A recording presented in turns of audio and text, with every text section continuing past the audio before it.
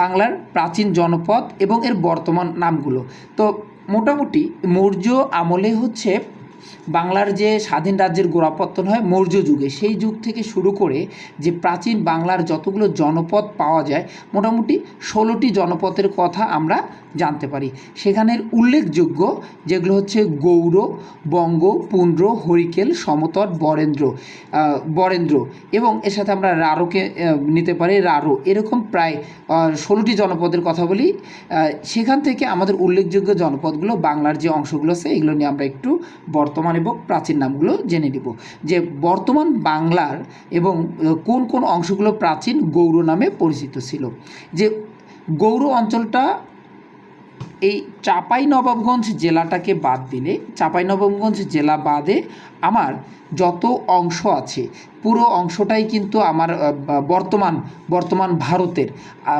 ভারতে অবস্থিত। যে উত্তর ভারতের বিস্তীর্ণ অঞ্চল, মালদহ, মুর্শিদাবাদ, বীরভূম, বর্ধমানের কিছু অংশ, এই যে বর্ধমান, আমরা এই বর্ধমান কিন্তু এদিকে এসে আবার এই যে রারো অঞ্চলেও আমরা দেখতে পারবো।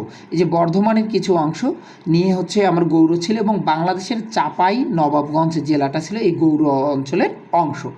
বঙ্গ, এখান থেকে কিছু আমি কোট করব, যেমন হচ্ছে বঙ্গ, ঢাকা কোন প্রাচীনকালে কোন প্রাচীন জনপদের অংশ ছিল? বঙ্গ অঞ্চলে। এটা খুবই পরীক্ষা আসে। বৃহত্তর কুমিল্লার ক্ষেত্রে কুমিল্লা এবং নোয়াখালী ছিল সমতট অঞ্চলের।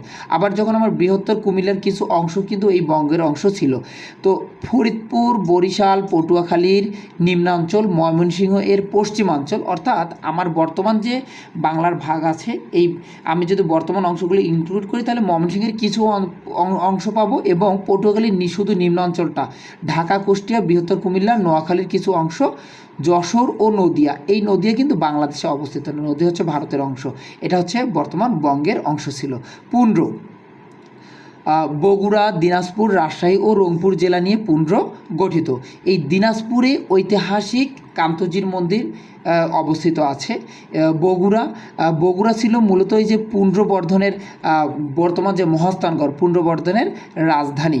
এখানে যারা ক্যাডেট কলেজে এডমিশন দেবে তাদের এখান থেকে কয়েকবার পরীক্ষায় প্রশ্ন এসেছিল। 2000 সাল থেকে 2010-এর মধ্যে প্রায় 7টা প্রশ্ন এসেছিল, আপনারা দেখে নিতে পারেন। এবং এখান থেকেই বিসিএস সহ বিভিন্ন জবের পরীক্ষায় প্রশ্ন এসেছিল।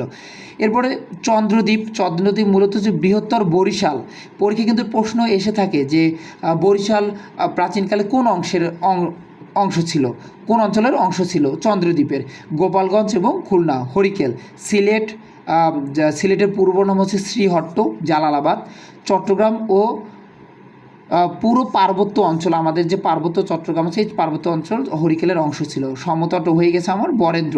বগুড়া, দিনাজপুর, রাজশাহী অনেক অঞ্চল ও পাবনার জেলা, রাজশাহীর অনেক অঞ্চল, রাজশাহীর অধিকাংশ অঞ্চল এই বরেন্দ্র ভূমি আমরা যেটা বলি, বরেন্দ্র ভূমি বলতে কিন্তু আমার বৃহত্তর রাজশাহী কেই বোঝায়। দিনাজপুর, পাবনাও এই অংশ ছিল। রারো, পশ্চিম বাংলার দক্ষিণ অংশ, আমরা জানি এই যে পশ্চিম বাংলা অর্থাৎ কলকাতার যে দক্ষিণ বর্ধমান জেলা যেদিকে আছে এগুলো ছিল আমার রারো অঞ্চলের অংশ। আজকে আমরা খুবই সংক্ষিপ্তভাবে জেনে নিলাম যে প্রাচীন বাংলার জনপদগুলোর নাম এবং বাঙালি জাতির উৎপত্তি সম্পর্কে জাস্ট কোথা থেকে উৎপত্তি হয়েছে এতটুকু। পরবর্তীতে আমরা এটা চেষ্টা করব যে মানচিত্র দেখিয়ে খুব ডিটেল একটু আলোচনা করার। সবাই ভালো থাকবেন। আসসালামু আলাইকুম ওয়া রাহমাতুল্লাহ।